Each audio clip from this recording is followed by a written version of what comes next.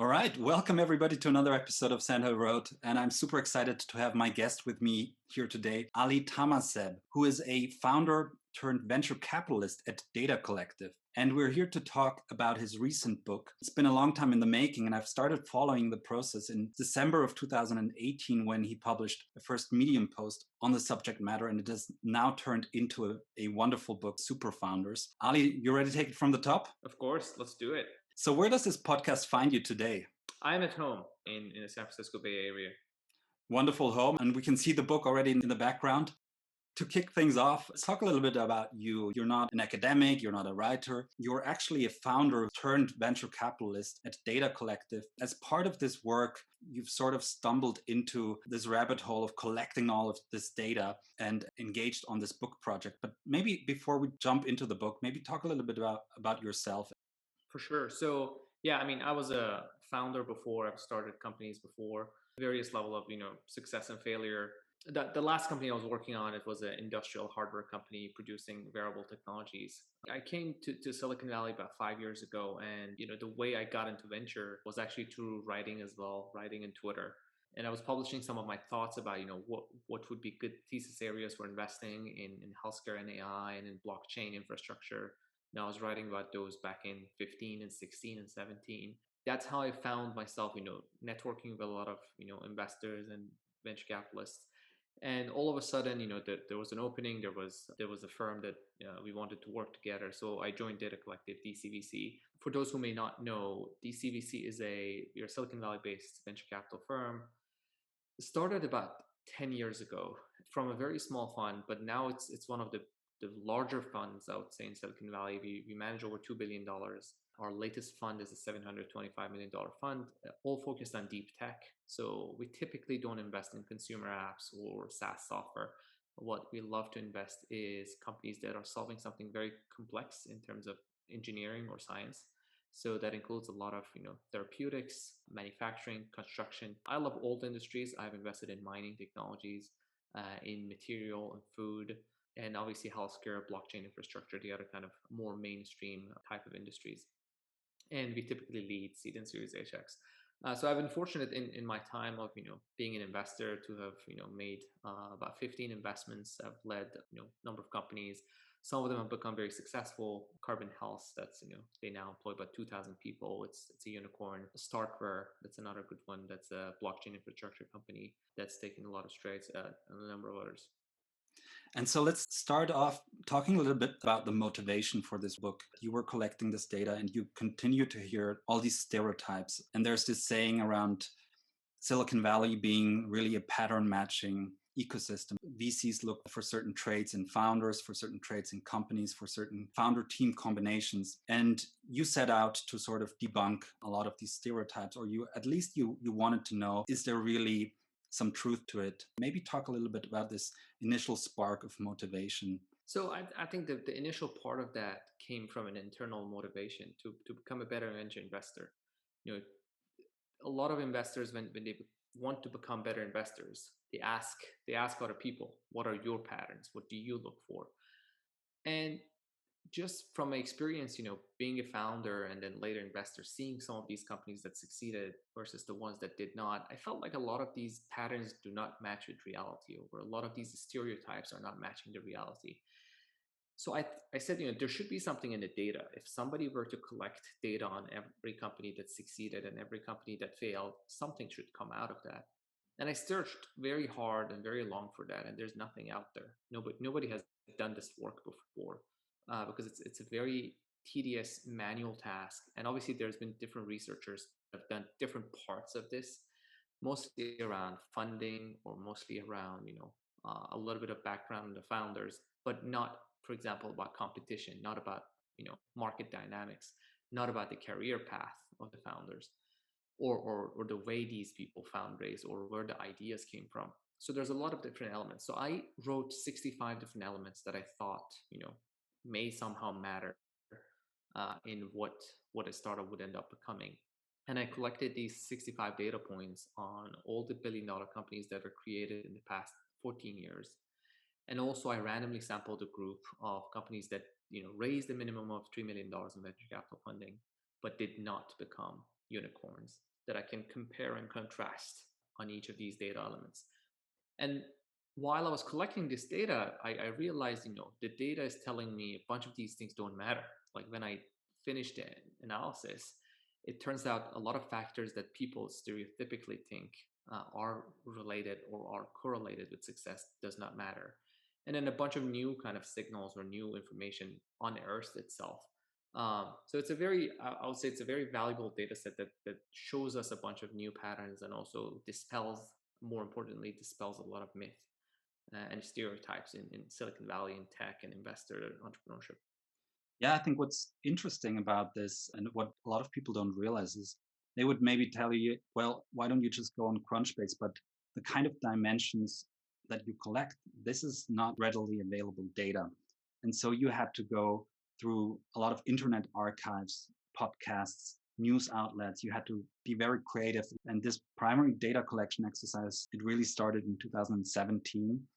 And it took you, I think, a couple of 100 hours to just collect the basic dimensions for your data set.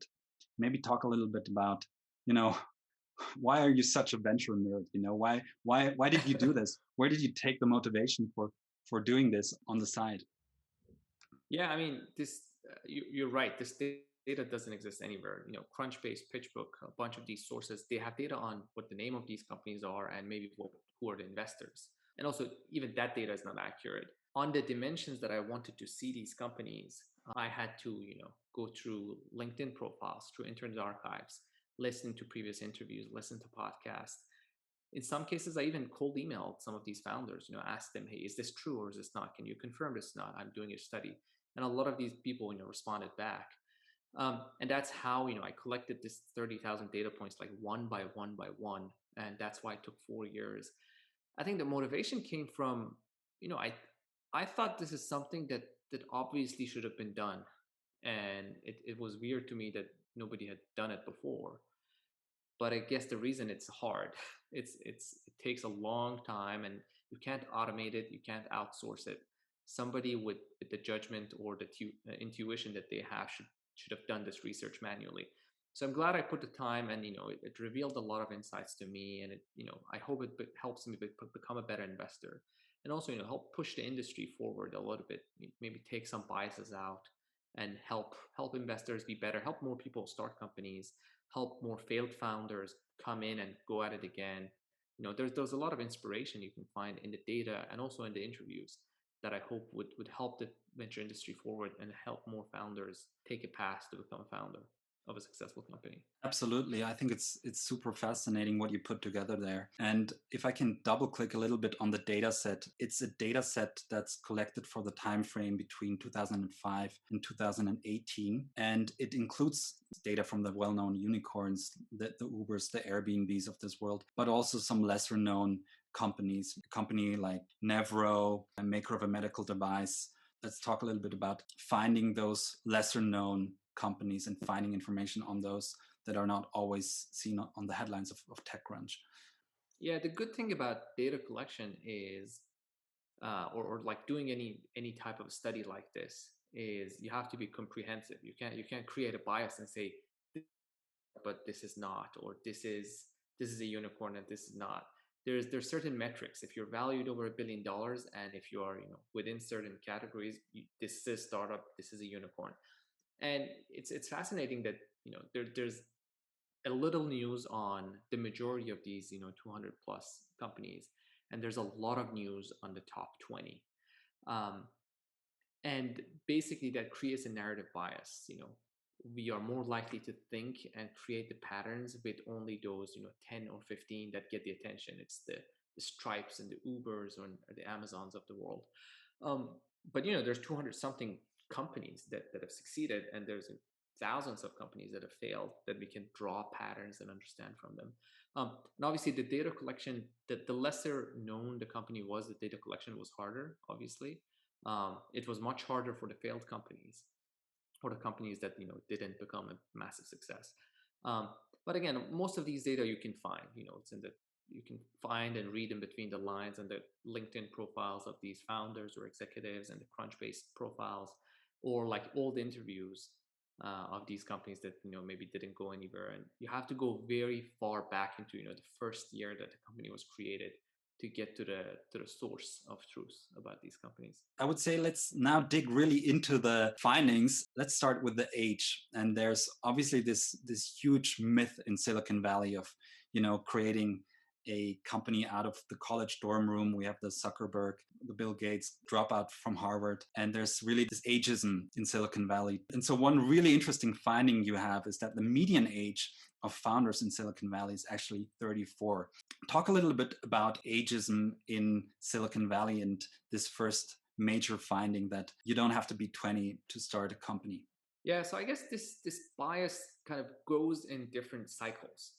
Um, in the 90s, and like East Coast way of thinking and venture investment, they always wanted the gray hairs. They always wanted to bring, like, invest in the old people, like people who've had a longer time with more experience. Nowadays, I would say it's the reverse. There's ageism against people who are older and more experienced, and there's a bias for, if you're a dropout, if you've done this by the age of 19, you should be successful, right? Or at least that exists in the media. Like every news that you read talks about how this 23-year-old founder did this. Nobody talks about the company, or nobody talks about how this 47-year-old founder did this, because that's not exciting news, and that again creates a narrative bias. So the data showed, comparing these billion-dollar companies with companies that got venture funding but didn't get anywhere, there's no correlation between age and success. It's a lot more it's deep rooted into the characteristics of these founders. And you might be 47 and don't have those characteristics. You might be 18 and have those characteristics. So that's basically how the age by itself is not a correlation factor. The median age was 34 years old, and it's not just Silicon Valley. It's every billion-dollar company created in the US, and every $3 million venture funded company created in the US. That's also 34. And then in healthcare and biotech, it skews older. There's like 42 is the median. Which doesn't mean you have to be 42 or older or younger. It's just saying that's the median, and there's no right or wrong in terms of how old you are. You might be 18, you might have done a bunch of companies before. You might be 52, and you may have never had any entrepreneurial background or had nothing before.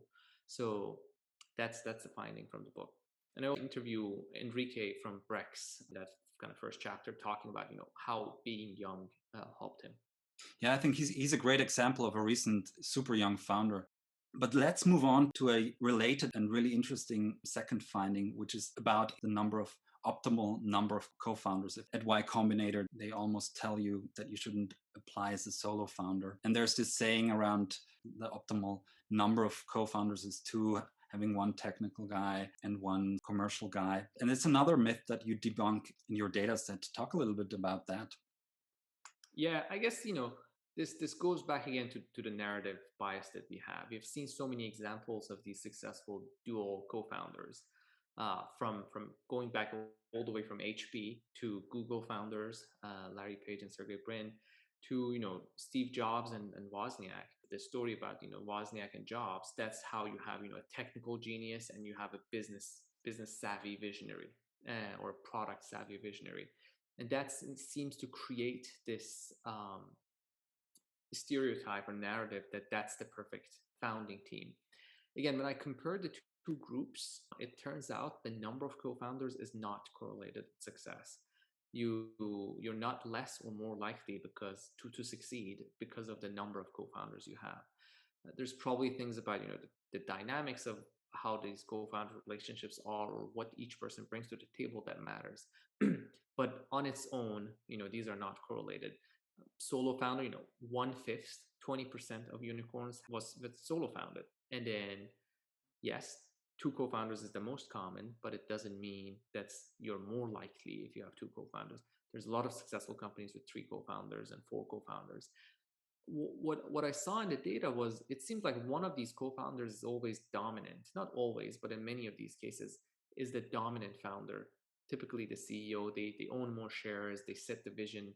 And a lot of these companies obviously have a single CEO, so that may matter.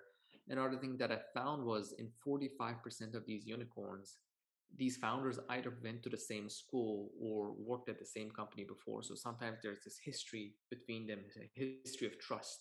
And another very counterintuitive thing that I saw in the data was if you are a non technical founding CEO of a billion-dollar company, it's more possible that your second person in the company, your co founder, is also non technical, which is very weird. You would assume if you're non-technical, your co-founder is technical, and the other way around. But if you're a technical CEO, it's more likely your second person is also technical.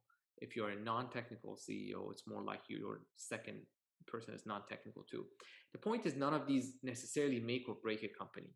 The aim of the book is to break some of these stereotypes and proxy rules, not to say you should be two non-technical people or you should be two technical people. Like basically it's saying none of these rules necessarily matter. Like do what's best for your company, disregarding what's norm or what's typical. Yeah, no, absolutely agree. And then let's move on to the next topic, which is education. And there's another common false narrative, I would say, that you debunk in your book, which is, you know, this myth around the college dropout. Maybe talk a little bit about that. I don't want to take away too much from the thunder there of your findings. Sure. I think, again, because it makes for an interesting story, we think that a lot of these successful founders were college dropouts.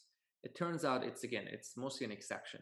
Only 4% of billion-dollar company founders were, these Ivy League college dropouts. The other 9, looked more like the other people. They had bachelor's degrees, 21% had MBAs, some had medical degrees, some had law degrees, some were professors, some were high school dropouts. And again, when I compare the two groups, it shows that education level by itself is not correlated. So if you've raised, a little bit of money, then what was your level of education doesn't matter. And yet there are more PhDs than dropouts. And I think a lot of people have a bias against PhDs, PhDs can't start companies. And there's more PhDs I than know all dropouts. about this. So I know all about biases against PhDs, man. Right. Yeah. So, you've probably heard about all these different biases. There's sometimes biases for or against MBAs. And again, the data shows these are non-correlated. To drill one level deeper again, let's talk a little bit about the kind of institutions that the founders go to. To a large degree, these are signal institutions that they go to. Maybe talk a little bit about that aspect. Yeah, so when I looked at the rankings of the universities that the founders of, billion-dollar companies had gone to and compared it with the random group, it is true that a larger proportion of founders of these unicorns did go to Stanford, did go to Harvard, did go to MIT, and these kind of top schools. However, there's two other things that the data found. Number one is there were as many founders of billion-dollar companies who had gone to schools that were top 100 as those who had gone to the schools that were in the top 10. So if you look at the distribution, yes, the ones that went to top 10 are more likely, and you can find more of them in the unicorns group, but still there's as many founders who went to schools not even in the top 100 as those that went to top 10 schools. That's one. The other thing is it's not directly correlated with their ranking. Location and the entrepreneurship culture has a high effect too. So for example, you don't see Caltech or Princeton or University of Chicago in the list of large producers of unicorns, but you do see University of Southern California, you do see University of Michigan, you do see San Jose State, you do see so it seems like location, the entrepreneurship culture also have a big impact. If the alumni of a university have created a bunch of companies and maybe some of them are successful, that brings back some of that entrepreneurship culture and some of those connections to these universities. I think that's super interesting. I think another interesting aspect that you highlight is that this pattern of top tier universities or top tier institutions perpetuates once the founders enter the workforce, and you make an interesting classification of top tier employers or top tier companies, the likes of McKinsey, I think, or Goldman Sachs, or Microsoft, or Amazon, you list there. And you find that a number of founders actually have a background, a pre-founding employment at one of these top tier companies. Yes. So I think one One stereotype that may exist is thinking that the founders of these billion-dollar companies, they had worked for a year or two somewhere and started these companies. Number one, it turns out on average, they had worked for 11 years on other stuff before building their billion-dollar company. That's number one. And when you look at those 11 years, that's either they had mostly worked for themselves, so they had created companies before, maybe they failed, maybe they were small successes. Of those that had not worked for themselves, the rest, they were more likely to have worked for these kind of tier one companies. As you said, like 60% of those had worked in companies like Google, McKinsey, and Amazon. But it's also very interesting that the other 30% had worked for themselves all that time, kind of creating companies, grinding through, maybe failing a bunch of times, and then starting that kind of billion-dollar company. Yeah. And now let's get to the really juicy bit, which is the origin of the term super founder. And it emerges out of this one section of your book where you talk about the serial entrepreneurs. And you mentioned there in this section that many successful founders not only had prior experience as employees before, but also as founders. As a venture capitalist, you pay a premium on serial founders. You create the term super founders. It is someone who has founded at least one company that either exited for at least $10 million or had over $10 million in revenues. So you're not excluding the bootstrap company founders here, which I found really great. Maybe talk a little bit about this class of super founders. Sure. So the data kind of goes into the previous entrepreneurial endeavors of these successful founders. Number one, it's great to see 40% of these billion-dollar founders are first-time entrepreneurs. So I don't, number one, I don't think there should be any bias against the kind of first-time entrepreneurs. However, when I compare the billion-dollar group and the random group, you clearly see that those that were on the second or third or fourth try, they were more likely to succeed, even if they had failed before, even if their previous companies were like very small outcomes. And the main thing that I saw in the data, it's not about, I think when people talk about serial entrepreneur, they expect, if you have sold your previous company for $250 million, now, I'm going to pay a premium price for you. The goal of this chapter of the book is actually, that $10 million bar is an arbitrary number. I talk about, why this is an arbitrary number. The aim is, if you've started a company and it was a small success, maybe it was an acqui-hire, maybe, somebody bought your source code. Maybe you wrote and sold something online and created some real value out of that first startup. Then in your next company, you've already accumulated so much resources and network, and you know what type of people to hire, that then you become more likely. So there's a bunch of kind of good examples. One is Alex Tew, founder of Calm. It's a $2 billion meditation app. And when you go and look at his past, when he was, a 22-year-old student at Nottingham University, he created this website called the $1 Million Homepage. It's quite fascinating. It's like a 1,000 by 1,000 pixel of grids, and advertisers would pay $1 per pixel. By this, like before display ads was something. He made $1 million like that. This is the thing that the founders who had this bug for creating something, for like making some money online, and had this hustle, they're much more likely to start billion-dollar companies than somebody who was steadily moved above the rank in Google. That's the point I'm trying to make. The founders of Stripe, super young, and that's why we talked about the age by itself doesn't matter. But before Stripe, they had started this auction management company that was acquired for $4.5 million. If you look back into the founder of Spotify, he had sold this kind of little project for $1 million, like an advertising company. So in different, and this also holds for a lot of international companies. Like if you look at the founder of Careem, the Uber of Middle East, if you go and look at a bunch of founders in Asia that become successful, you see this pattern that they always had this bug for creating a bunch of side hustles and creating companies, and some of them failed, some of them were like small outcomes. And that's kind of what this chapter is talking about, that if your first startup was a small outcome, go at it again, do it again, use the learnings, and this time you're more likely to build a $1 billion company. Listen, I love this aspect. And this is really the aspect of the book where I just had to pick up the phone and call a friend of mine and told him, like, this section is it's pure gold, where you said, like, the most important thing is that you always have to, if you want to be a founder, you always have to be creating something. You have to be that type of person, whether it's like a hobby project, a side hustle, a school club. Just the pure fact that you're Non-profit.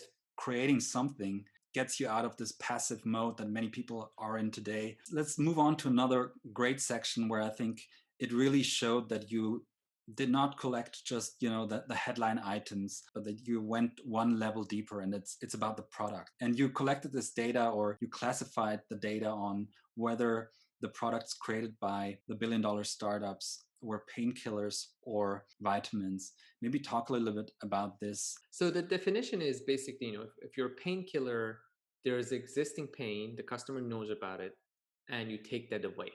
It's about taking away a pain. When you're a vitamin pill, you're making something better. You're making something more entertaining. You're kind of adding something.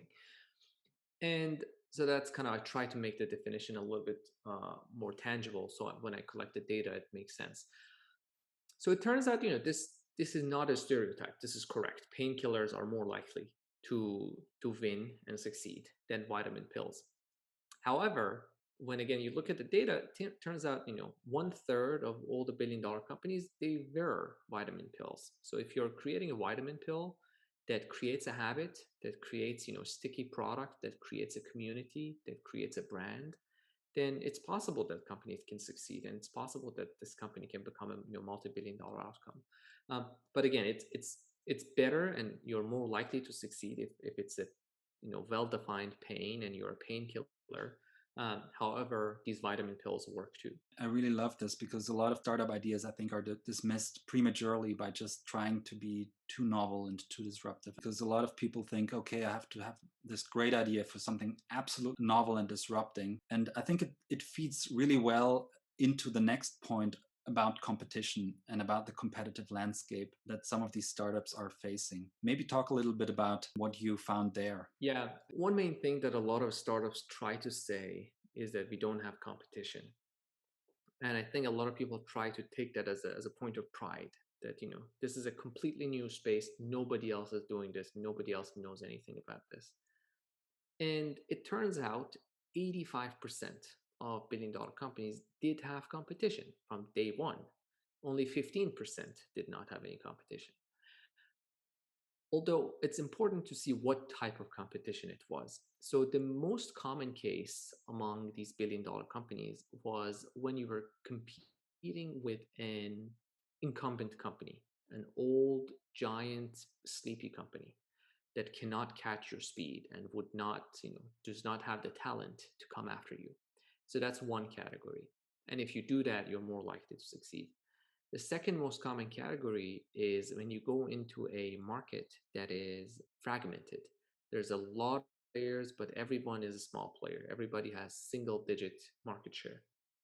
And the example I talk about there is Flexport in the freight shipping industry. And you may think that FedEx and companies like that have a lion's share, but they don't. Like specifically in that kind of shipping massive things from Taiwan to the US, they're not the biggest player, or they're not the only player. There's 20, 30 companies, each of them with 2-3% market share, that have existed since at least 40 years ago, each of them. And a company like Flexport can go in and create a new position for themselves and bring talent and startup mentality and speed to a very fragmented market. The least common case that I saw in the data was when you were competing with another startup, when you were competing with another highly funded startup. So if you're a copycat, and it turns out a lot of VCs and investors funded those types of companies. But if you're copying exactly what another startup is doing and you're just behind them, then these companies are less likely to succeed. I think Reid Hoffman calls this the black hole of hyper competition. If you go into a very obvious and capital intensive space and sort of everybody's is overcapitalized, and it gets really hard to break out as a company. And this brings me to the next point on the typical VC memo, which is around defensibility. And you talk about this and collected some data on this, and where sort of the billion-dollar startups got their defensibility from. And interestingly enough, network effects is not the leader when it comes to defensibility, but it's actually engineering. But maybe talk a little bit about defensibility and the different categories you identified there. Sure. Yeah. So I think defensibility can come from a number of things. One of it is engineering, just how hard this thing is for anyone else to replicate. And none of these sort of defensibility factors are like super long term. Like you can break a network effect, you can break engineering defensibility, you can even break IP defensibility. These are all about creating these barriers that you will always stay ahead, 6 months from the competition, and you can always create the next product and the next generation of the product. The most common case that I found was these companies were defensible through engineering.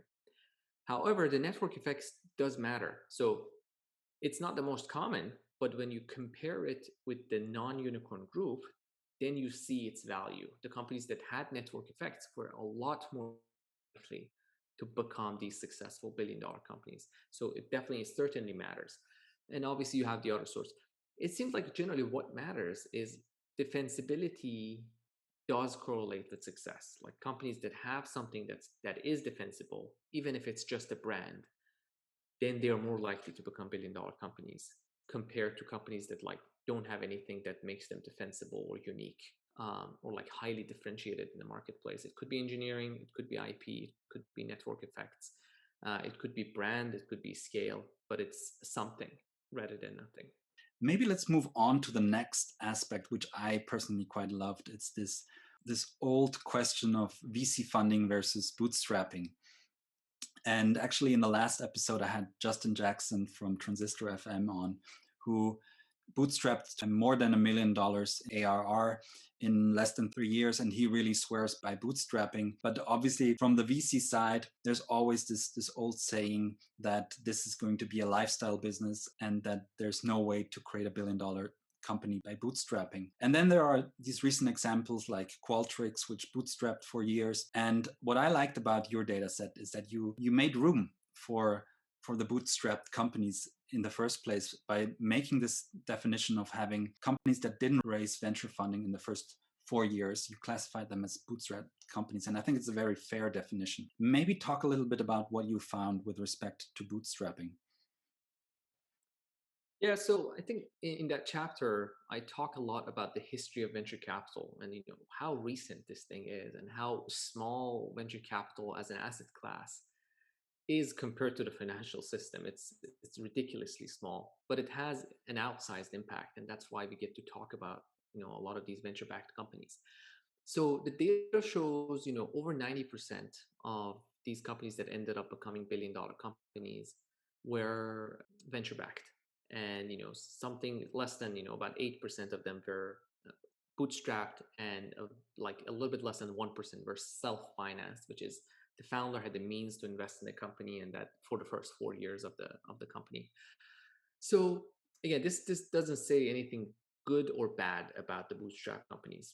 Obviously there's a smaller number of companies that are bootstrapped, and also it talks about the kind of goals, and VCs want to take risky bets, and I talk about the math behind venture capital funds, and that how even for a small venture capital fund, even for a $300 million venture capital fund, they need a $2 billion exit for it to move the needle and work for them.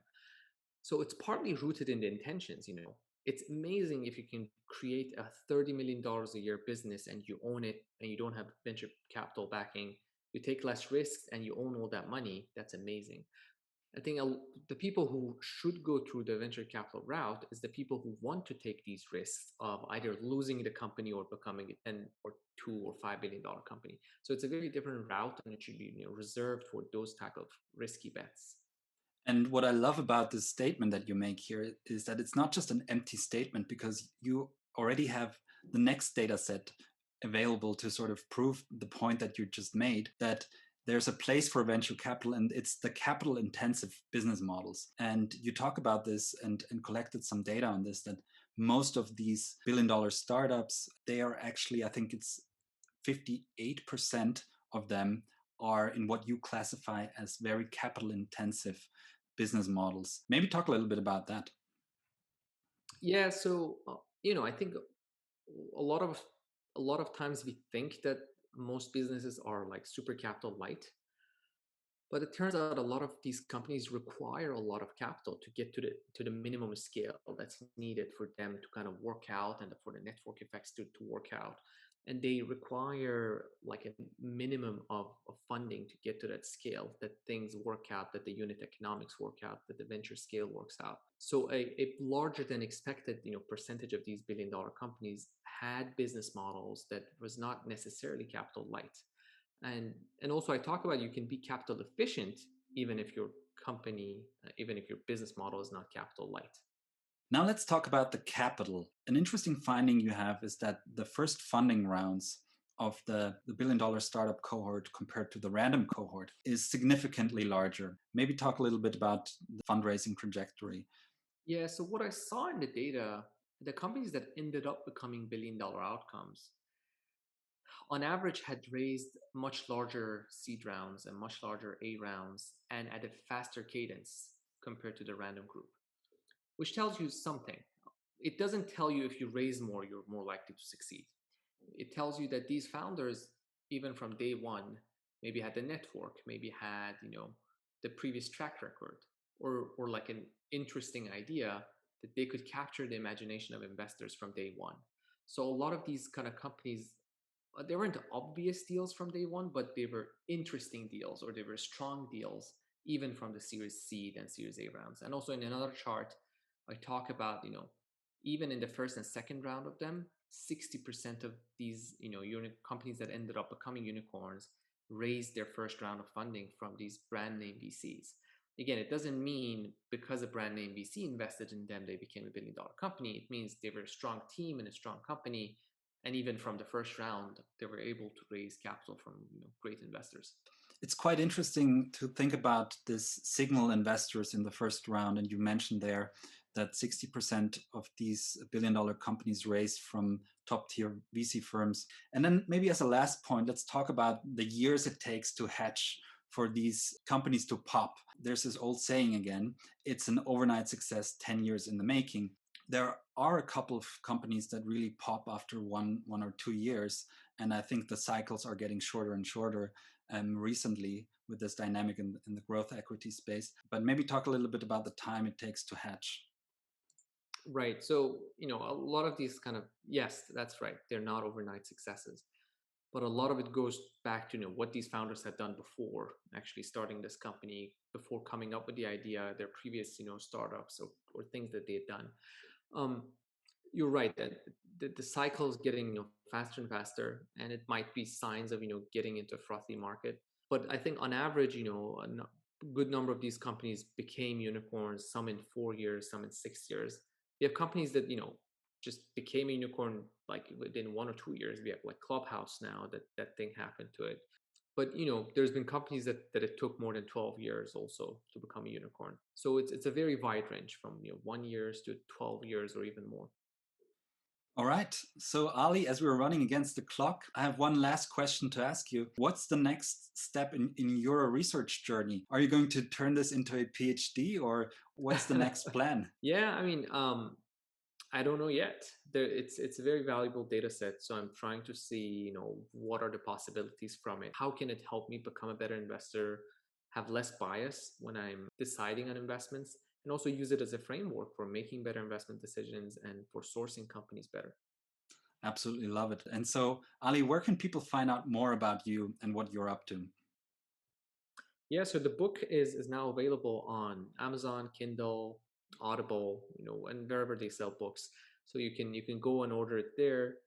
And the website of the book is called superfoundersbook.com. And if you want, you can follow me on Twitter or LinkedIn, Ali Tamaseb. Thank you, Ali, for being with us here today. Awesome. I was glad to be here.